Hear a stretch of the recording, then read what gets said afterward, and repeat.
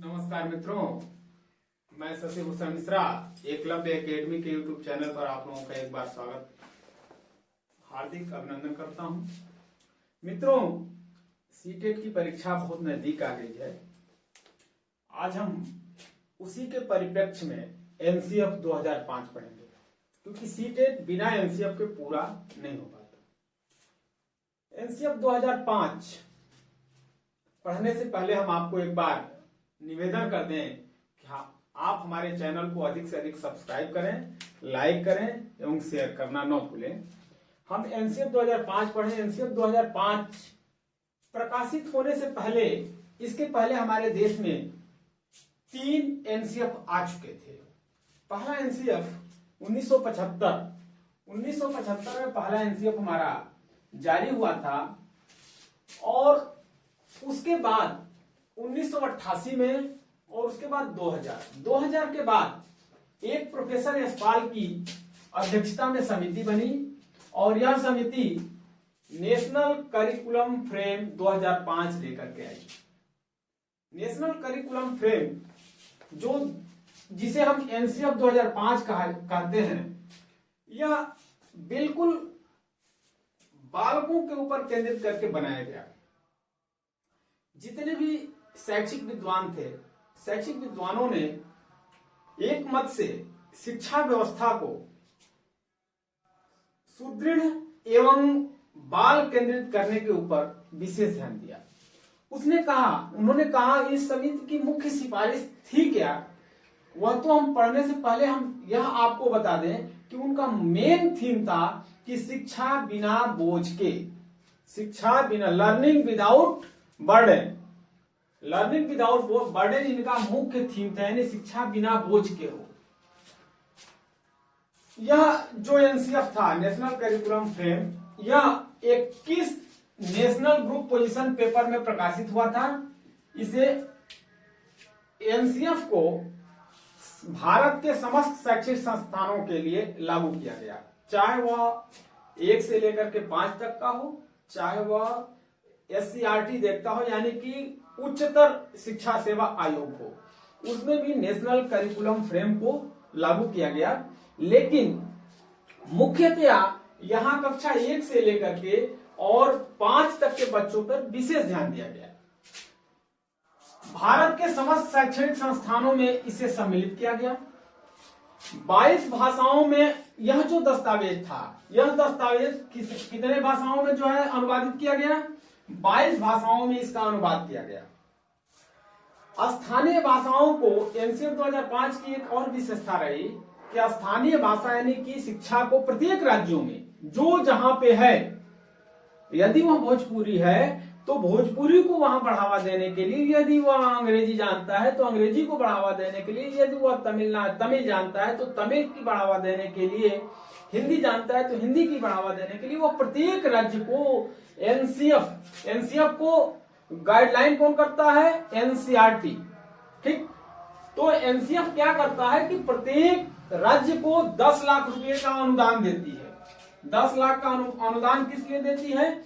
उसकी मातृभाषा को बढ़ावा देने के लिए, वहां का जो मौलिक भाषा है, जो स्थानीय भाषा है, उसे बढ़ावा देने के लिए 10 लाख का अनुदान देता है। उसके बाद इसने जो शिक्षा व्यवस्था अपनाई वह क्या था? बाल केंद्रित शिक्षा व्यवस्था थी। और बाल केंद्रित शिक्षा व्यवस्था के साथ साथ उसने कहा कि शिक्षा कैसा होना चाहिए? समावेशी होना चाहिए।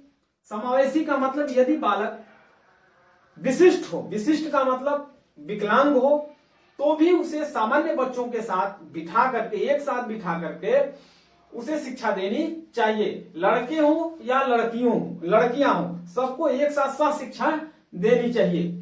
हमें जेंडर का विभेद नहीं करना है, यह नहीं सोचना है कि फला लड़कियां हैं फला लड़के हैं। जेंडर का विभेद भी यहाँ बढ़ावा नहीं देना है, यानी जेंडर का विभेद रोकना है। इसीलिए समावेशी शिक्षा व्यवस्था किया गया है।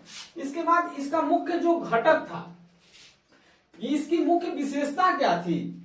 वह विशेषता है कि शिक्षा को रटने की व्यवस्था से, रटंत शिक्षा से क्या होनी चाहिए? मुक्त होनी चाहिए, शिक्षा व्यवस्था रटंत्र प्रणाली से मुक्त होना चाहिए, यानी रटने की विधि से शिक्षण को स्थानांतरित करना। रटने की विधि से किसमें स्थानांतरित करना है? समझने में स्थानांतरित करना है।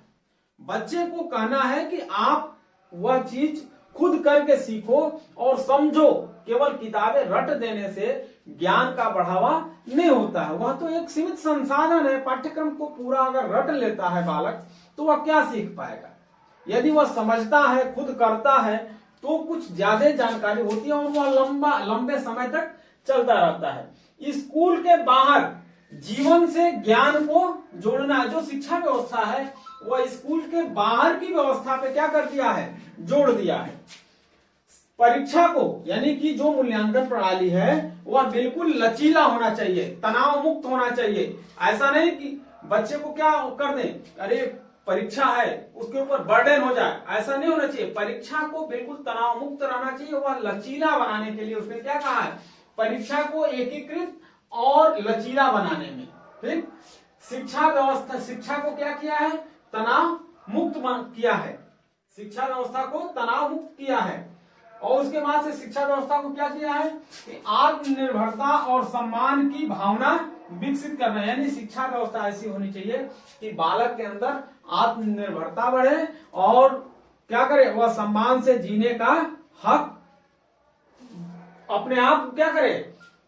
पाने की कोशिश करे, यानी उसके अंदर गर्व की अनुभूति हो।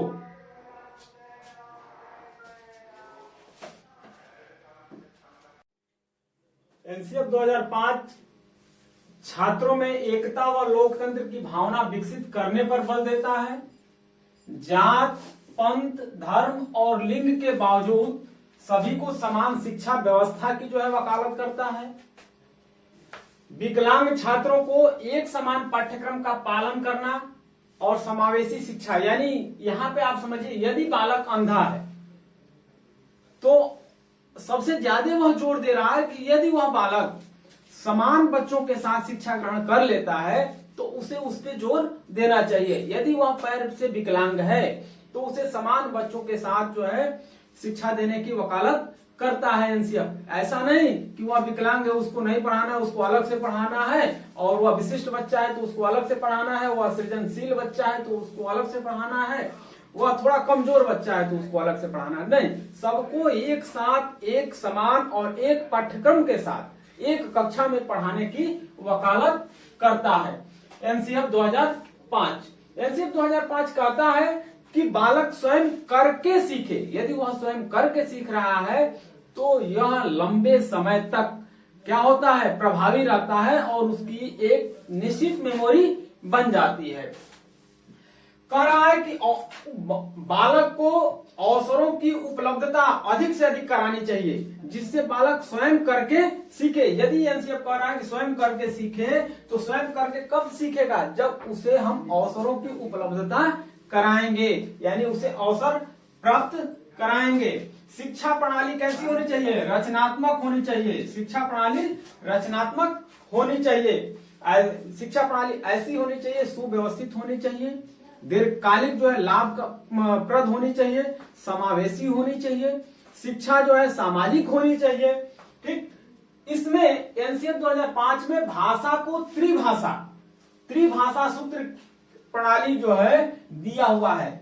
उसने कहा कि सबसे पहली जो भाषा है वह क्या होनी चाहिए? उसकी मातृभाषा होनी चाहिए, यानी जिस क्षेत्र का है वह, तो उसकी क्षेत्रीय भाषा में वह उसको ज्ञान देनी चाहिए, उसको शिक्षा देनी चाहिए। दूसरा भाषा उसने कहा है कि यदि हिंदी भाषी है तो दूसरी भारतीय भाषा होनी चाहिए, या अगर दूसरी भारतीय भाषा नहीं है तो एक अंग्रेजी भाषा होनी चाहिए। फिर उसने कहा कि यदि हिंदी भाषी नहीं है, तीसरी जो भाषा उसने लिया है वह क्या लिया है कि यदि वह हिंदी भाषी नहीं है, हिंदी भाषी राज्यों में नहीं है, तो एक भाषा क्या होनी चाहिए? अंग्रेजी होनी चाहिए, या अंग्रेजी के साथ कोई एक भारतीय भाषा होनी चाहिए जिसको हम दूसरे भाषा के रूप में न लिए हो। ऐसा नहीं कि हम उसको दूसरी भाषा के रूप में भी लिए हैं और उसको तीसरी भाषा के रूप में भी लिए हैं। दूसरी भाषा के रूप में जिस भाषा को हमने लिया है उसको तीसरी भाषा में नहीं लेंगे।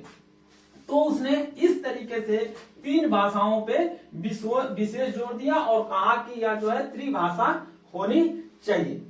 एनसीएफ 2005 कक्षा के पर्यावरण कैसा होना चाहिए, जहां शिक्षक और छात्र बैठ रहे हैं उसका समन्वय कैसा होना चाहिए। उसने कहा है कि जो विद्यालय की व्यवस्था होनी चाहिए वहां बुनियादी ढांचा होना चाहिए, यानी कमरे सुव्यवस्थित होने चाहिए, अच्छे वातावरण में होने चाहिए, जो कमरे के अंदर प्रकाश अच्छे होने चाहिए और कमरे का जो बनावट है उसका वेंटिलेशन से युक्त होना चाहिए।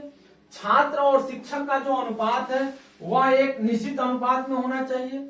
वहां का वातावरण कैसा होना चाहिए, सुरक्षित, स्वच्छता के साथ होना चाहिए। विद्यालय में टॉयलेट की व्यवस्था होनी चाहिए, पानी पीने की व्यवस्था होनी चाहिए, पुस्तकालय की व्यवस्था होनी चाहिए और प्रयोगशाला से युक्त कक्षाएं होनी चाहिए।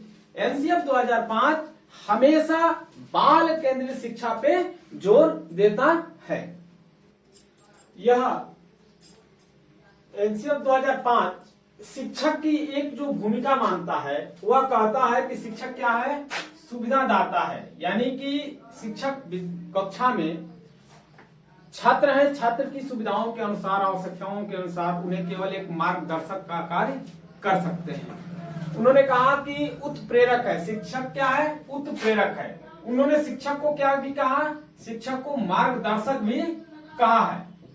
शिक्षक को एक मार्गदर्शक का भी नाम दिया हुआ है एनसीएफ 2005। मुख्य रूप से सुविधादाता और उत्प्रेरक माना है शिक्षक को एक शिक्षक को शिक्षार्थी के लिए क्या माना है, सुविधादाता और उत्प्रेरक माना है। जिस विषय पर एनसीएफ सबसे ज्यादा जोर देता है उसने सबसे पहले गणित पर जोर दिया, गणित शिक्षा पे जोर दिया, कंप्यूटर शिक्षा पे जोर दिया, विज्ञान पे जोर दिया, ताकि बच्चे क्या करें, अपना कौशल विकास करें और आगे भविष्य में अपना एक निश्चित करियर चुन सकें।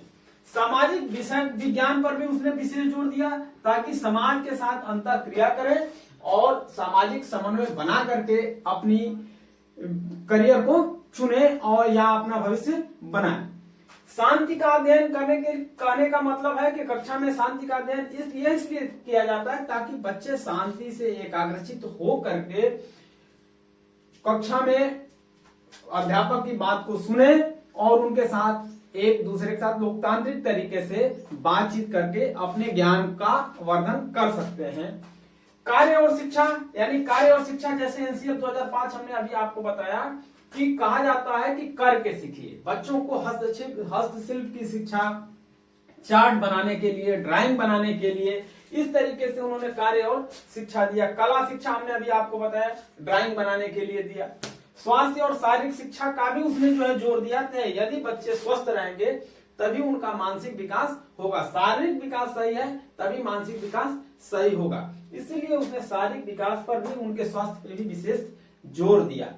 अब एनसीएफ 2005 सबसे अधिक प्रतिबंधित क्या करता है कि बच्चों के साथ क्या व्यवहार नहीं होना चाहिए, नकारात्मकता का व्यवहार नहीं होना चाहिए। यानी नकारात्मकता का, बच्चे निकम्मे हैं या बच्चे कुछ नहीं सीख सकते, कर नहीं सकते, तो इस तरीके का व्यवहार नहीं हो सकता। बच्चे सब कुछ कर सकते हैं, आप उन्हें केवल गाइड करें, आप उन्हें उनकी सुविधाओं के हिसाब से चलें, तब तो बच्चे क्या नहीं कर सकते हैं। बच्चों को दंड नहीं देना है, ठीक, दंड के साथ शिक्षा नहीं दे सकते। तनाव मुक्त होना चाहिए शिक्षा। बच्चों को पुरस्कार भी नहीं देना चाहिए, ठीक है, बच्चों को पुरस्कार भी बहुत ज्यादा एनसीएफ 2005 मना किया हुआ है।